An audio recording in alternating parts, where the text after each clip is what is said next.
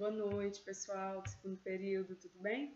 Então, em virtude do nosso tempo e da extensão do nosso conteúdo, eu resolvi gravar esse vídeo para vocês para a gente finalizar o nosso tema acerca das responsabilidades civil, para que nós possamos dar andamento naquele cronograma que nós organizamos no início do bimestre, tudo bem? Então, dando continuidade até o ponto que nós paramos no conteúdo em sala, eu começo a tratar com vocês a respeito da diferença de responsabilidade civil contratual e responsabilidade civil extracontratual. A responsabilidade civil contratual é aquela onde a relação que origina o dano sofrido, ela é feita através de um contrato, onde tudo se origina em um contrato, onde a relação da vítima e do acusado, ela se inicia em um contrato. Porém, além de existir no contrato, a gente vai observar todos aqueles elementos para se caracterizar uma responsabilidade civil. Tem que ter uma ação ou uma omissão, tem que ter dolo ou culpa, né? Tem que apresentar o dano e tem que ter o nexo causal entre a ação ou omissão e entre o dano sofrido. Não basta ter apenas dano, tem que ter o nexo causal entre a ação e o dano, ok? Já a responsabilidade civil extracontratual, também chamada de responsabilidade aquiliana, é aquela onde não existe um contrato pré-existente, mas a responsabilização civil que decorre dessa relação é feita em decorrência legal, ou seja, tem uma previsão legal para esse tipo de responsabilização. Também deve ter a presença, né, da vítima e do acusado, também deve cumprir as questões da ação ou da omissão, do nexo causal e do dano sofrido, ok? Então, elas vão se diferenciar em relação à presença ou não de um contrato. Porém, tem algumas diferenciações que vale a pena a gente pontuar. São 4 pontos importantes que eu quero falar com vocês. Primeiro, o artigo 186 do Código Civil, ele traz a seguinte narração a respeito dessa responsabilidade. Ele fala o seguinte: aquele que por ação ou omissão voluntária, negligência ou imprudência, violar direito ou causar dano a outrem, ainda que exclusivamente moral, comete o ato ilícito. Ou seja, onde ele traz a narração da questão da responsabilidade civil. Porém, apesar da principal diferença entre elas ser da existência ou não de um contrato, a gente vai pontuar 4 principais diferenças entre essas modalidades de responsabilidades. A primeira que eu quero pontuar com vocês é em relação ao ônus da prova, ou seja, a quem, a quem cabe a obrigação de provar o dano ali sofrido. Na responsabilidade civil contratual, o inadimplente, ele presume-se culpado, ou seja, aquele que não cumpre a sua obrigação perante um contrato, ele automaticamente vai ser entendido como culpado. Na responsabilidade civil extracontratual, o lesado, ele tem a incumbência do ônus da prova, ou seja, aquele que sofreu a lesão, aquele que sofreu o dano da vítima ali da relação, né, extracontratual, ele tem que cumprir essa obrigação de que ele foi lesado, ele tem que apresentar provas. A segunda diferença, ela diz respeito ao fato da responsabilidade contratual, ela ter origem em um descumprimento de uma convenção pré-estabelecida, ou seja, descumprimento de um contrato, enquanto a extracontratual, ela teve origem na inobservância de um dever, mesmo que genérico, né, de não lesar outra pessoa. Existe esse dever legal de não lesar, de não prejudicar outra pessoa. Quando você descumpre, você automaticamente vai estar surgindo essa possibilidade de responsabilidade civil.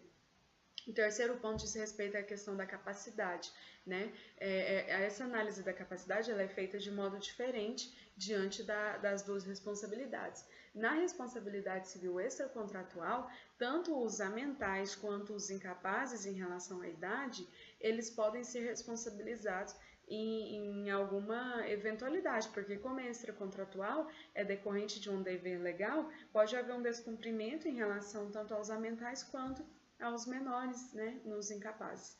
No caso da contratual, só pode realizar uma convenção contratual aqueles que possuem capacidade para realizar tal ato. Então, mesmo que agora com a mudança do Estatuto da Pessoa com Deficiência, mas o que a gente tem que avaliar? Na contratual, só pode quem tem capacidade para realizar contratos. Né? Na extracontratual, mesmo os incapazes de um modo geral, pode ser responsabilizados, ok? A quarta diferenciação entre essas responsabilidades diz respeito à culpa, porque a culpa na responsabilidade contratual, ela obedece um certo escalonamento, ela é mais limitada, ela fica restrita ao universo ali do contrato. Na extracontratual, a culpa, ela pode ser muito mais longe do que na contratual, né? Não há limites para a questão da culpa dentro da responsabilidade extracontratual. Tudo bem? Depois vocês vão ler o material direitinho, fazer um esqueminha, né, um mapa mental a respeito dessas diferenças. O outro passo que nós vamos buscar aqui é fazer uma diferenciação entre a responsabilidade civil e a responsabilidade penal. Lembra que eu sempre falo em sala que só é crime aquilo que está previsto ou defeso em lei?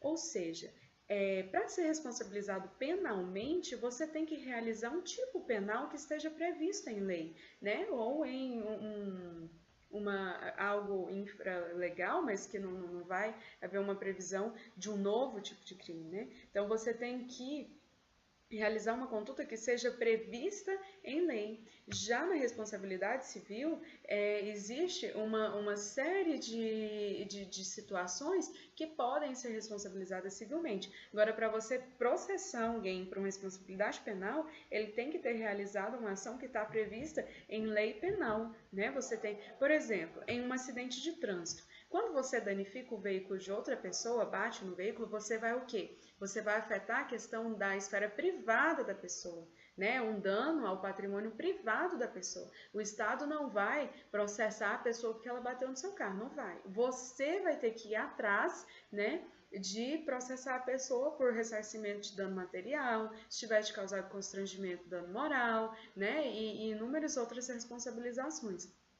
No caso da penal, se você bate no carro da pessoa e mata a pessoa, você comete um homicídio, seja ele, vamos avaliar a situação dolosa ou culposa, mas tem uma previsão legal para o crime de homicídio, tem uma previsão legal para pena, para quantificação de pena, né? Lá no Código Civil não fala assim, se você bater no carro da pessoa, você vai pagar entre 1.000, 2.000, 3.000, 4.000, não tem.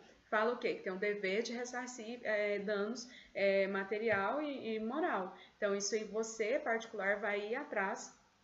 Enquanto nas tipificações penais, é o próprio Estado, né, que se encarrega, ou mesmo que você entre com uma ação penal privada, mas existe uma tipificação legal para a condenação desse tipo de crime, ok? Então, existe essa diferenciação.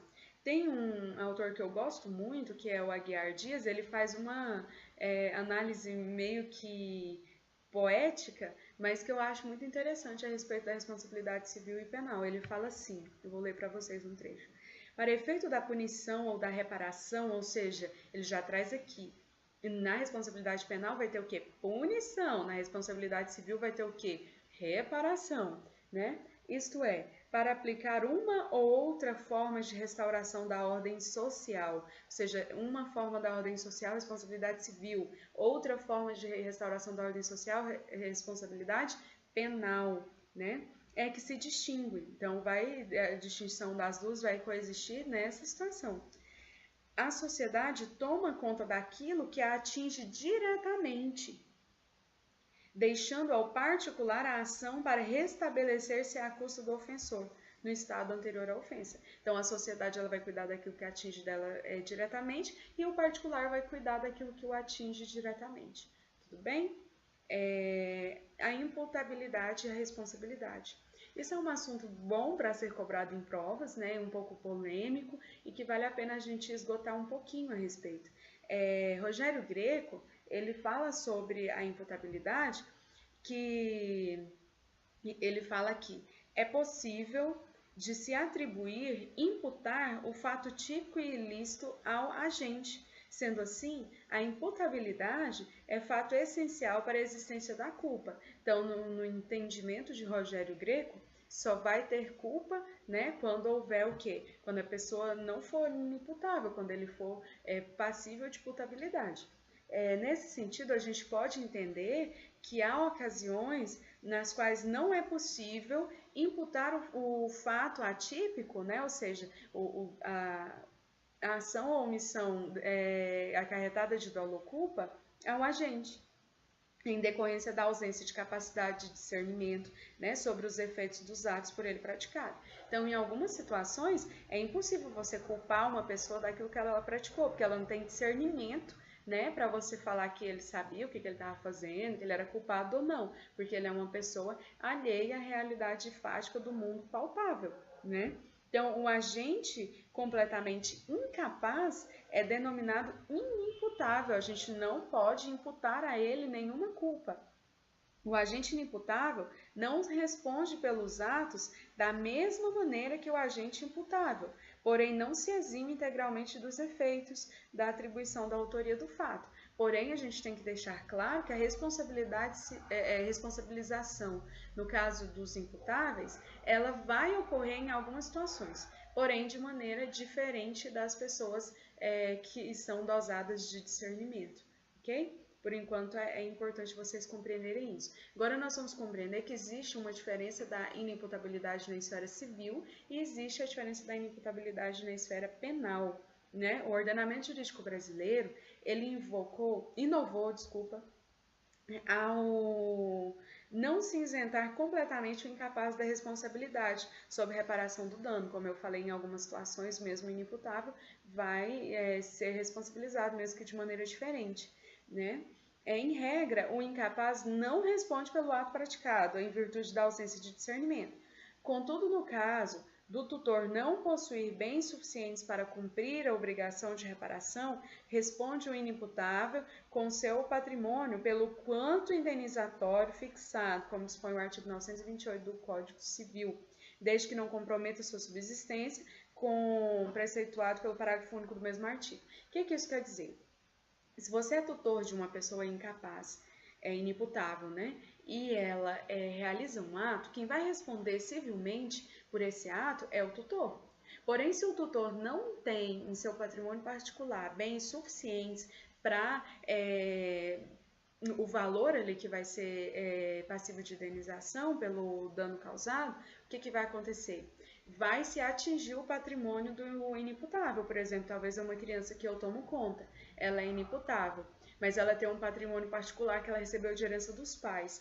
E vai poder se atingir esse patrimônio que ela recebeu de herança dos pais, desde que essa responsabilização não atinja a manutenção da sobrevivência desse inimputável, entenderam? Então, é possível essa responsabilização na esfera civil do inimputável nessas situações. A responsabilidade do tutor, nesse caso, é objetiva, né? Não precisa dele estar lá, não precisa o que? É decorrência legal. Ou seja, independente da comprovação da culpa, por ser baseado no risco assumido ao assumir a tutela do inimputável em questão. Quando a gente assume a tutela de um inimputável, a gente é informado sobre esses riscos, né, e essas possíveis responsabilizações que podem recair sobre nós.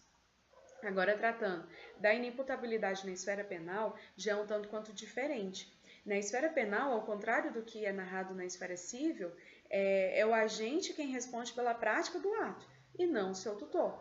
Porém, não sofrerá a imposição de pena, visto que a fixação de pena é necessária à aferição da culpabilidade, cujo um dos requisitos é a imputabilidade. Ou seja, na esfera penal, você não pode responsabilizar o tutor por um homicídio que o inimputável tenha causado. Na responsabilidade penal, só o próprio agente pode sofrer essas penas. Então, no caso, ele não vai ser penalizado porque ele não tem, ele é um inimputável, ele não é capaz de imputatividade sobre os seus atos. Levando em conta que o inimputável, ele não age com culpa, não há o que se falar em pena, mas sim em medida de segurança, né? Os inimputáveis, eles sofrem o quê? Medidas de segurança, são passíveis de internações e tal. Não vou me aprofundar nessa questão penal, porque vocês, né, têm disciplina específica para isso. A medida de segurança, é uma providência substitutiva da pena, ok? De índole assistencial, fundada na periculosidade e não na responsabilidade do autor do fato. Então, o que acontece?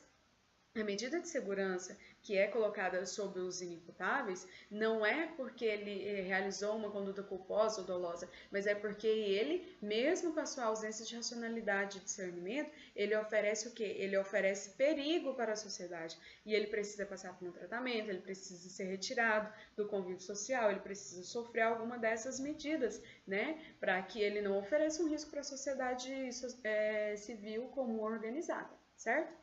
A responsabilidade penal jamais poderá ser atribuída ao tutor, deixe isso claro, diferente da responsabilidade civil. Na responsabilidade penal, outra pessoa não pode assumir pelos atos, né, do inimputável. Mesmo existindo a responsabilidade objetiva do tutor cuidar do inimputável, né, na esfera penal a gente tem um princípio da pessoalidade da pena, né, então ela tem que ser personalizada para o agente, ela não pode ser simplesmente direcionada a outra pessoa que não tem culpa ali nos atos. Ok? Agora vamos tratar sobre a responsabilidade dos menores. O Código Civil de 2002, ele responsabiliza os pais pelos atos praticados pelos filhos menores. Lembra que nós já até citamos alguns exemplos em sala, questão que tem na doutrina de vocês sobre se um menor sai de casa e entra na frente de um caminhão e o dono do caminhão, né, o motorista do caminhão, desvia do menor e bate um muro, o dono ali da propriedade vai poder cobrar do dono do caminhão o muro, mas o motorista do caminhão vai poder entrar com uma ação pedindo que o pai da criança ressarce ele dos danos materiais causados, porque os pais têm um dever legal de proteção a respeito dos filhos, então ele responde, né? Se vocês quiserem aprofundar sobre isso, leiam o artigo 928 do Código Civil, ok? A indenização ela deverá ser equitativa, não ocorrerá sem, em razão dela, privar o incapaz do necessário ou as pessoas que dele dependam. Ou seja, quando a gente fala que essa responsabilidade, essa indenização equitativa, é uma responsabilidade, uma indenização cabível ali dentro da realidade econômica daquela pessoa. Você não vai tirar o salário que o pai tem para alimentar o menor para pagar uma indenização. Entendeu? Vai ser ali algo dentro do princípio da razoabilidade, né? Para não ferir a própria possibilidade de existência do menor. Se o menor estiver sob tutela, a responsabilidade será do tutor, tá? E a emancipação voluntária não exime os pais da responsabilidade solidária dos atos ilícitos praticados pelos filhos na esfera civil. Ou seja, se você, pai, mãe, emancipa seu filho de maneira voluntária, você não se exime de ser responsabilizado pelos atos, né, na esfera civil do seu filho. Diferente da emancipação por casamento, se for aprovada em concurso público, essas outras possibilidades de emancipação, isso exime o pai totalmente da culpa em relação ao filho. Responsabilidade subsidiária do menor. Dessa forma, a responsabilidade do menor na reparação do dano é subsidiária, da mesma forma que do inimputável, entendeu? Se as pessoas que são responsáveis pelo menor não tiver patrimônio particular suficiente para sanar com o valor da indenização, poderá atingir o patrimônio do menor, assim como lá do inimputável. Outra coisa que é importante a gente frisar, que às vezes o pai, acontece muito com os pais, né, em maior número do que as mães. Os pais às vezes não têm uma convivência física com o filho. Ele mora em Goiânia, o filho mora em Uruaçu. Ele acha, o que esse menino fizer, eu não tenho nada a ver com isso. Tem sim. Tá? A responsabilidade civil, ela não tem um vínculo direto com convivência, né? Desde que você tem, por lei, o vínculo paterno com a criança, você vai ser responsabilizado de igual forma, ok? Eu friso com vocês agora ao tratar dessa diferença que essa responsabilização que a gente trata aqui, tanto do inimputável quanto do menor, diz respeito única e exclusivamente à esfera civil. Tá? A responsabilidade penal, ela não pode ser recaída sobre outra pessoa, a não ser o agente do ato ilícito, ok? Tá, o entendimento é consagrado na Constituição Federal, no artigo 5º, no inciso... esqueci, depois eu falo para vocês. Acho que é no...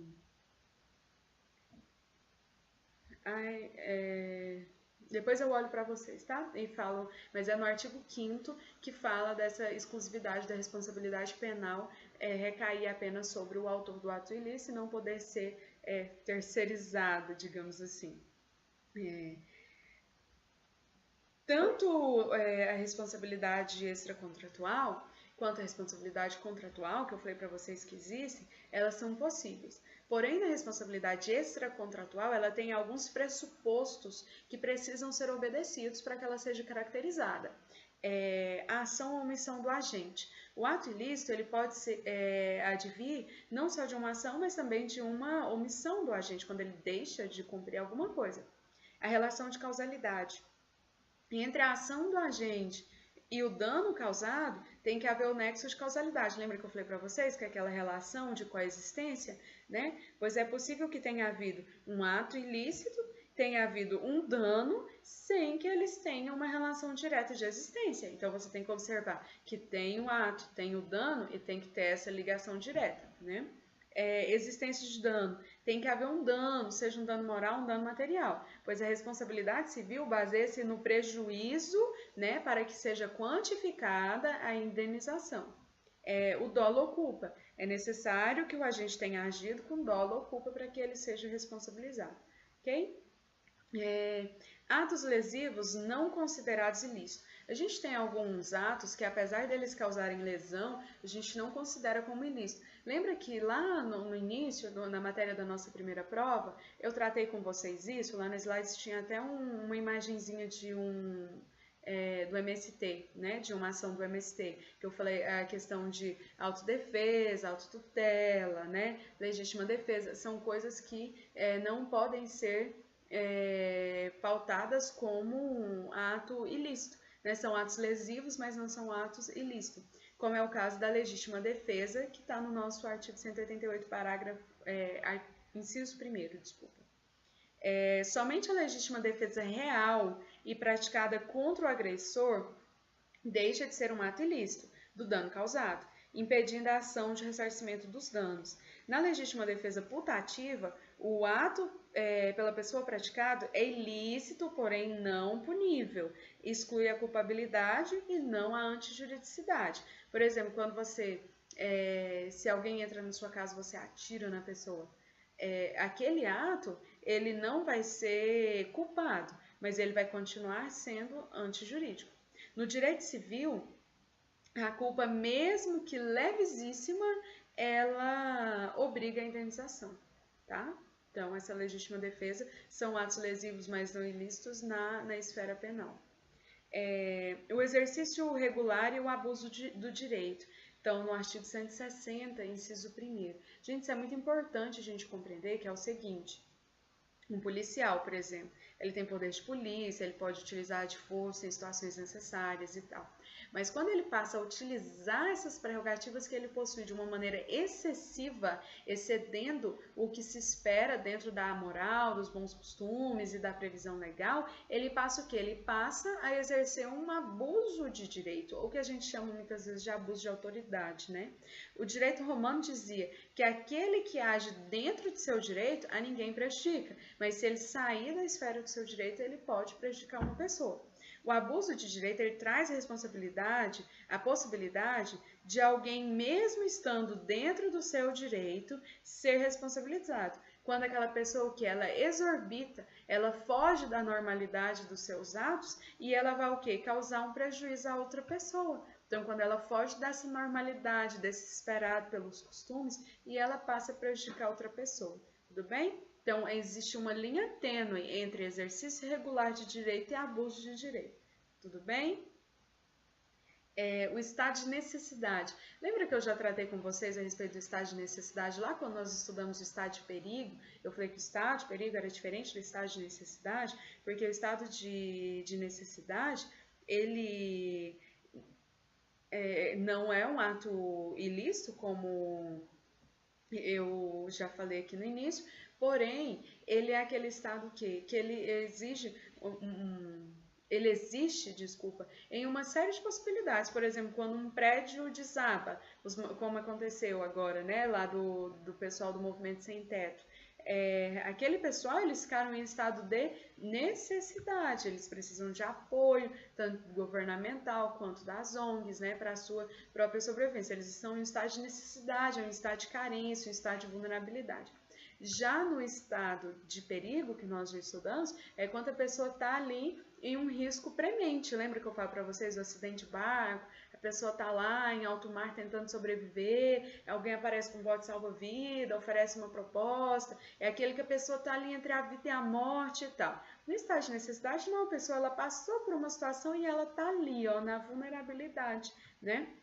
O artigo 188, ele fala que não constitui os atos ilícitos o quê? Praticado em legítima defesa ou no exercício regular de um direito reconhecido, né? A deteriorização ou destruição da coisa alheia ou lesão à pessoa a fim de remover perigo iminente. Parágrafo único. No caso do inciso 2, o ato será legítimo somente quando as circunstâncias o tornarem absolutamente necessário, não excedendo os limites do indispensável para a remoção do perigo. Por exemplo, você está em um prédio, está começando a pegar fogo lá e você precisa o quê? Quebrar, é um prédio público, você precisa quebrar a janela para você sair dali de dentro.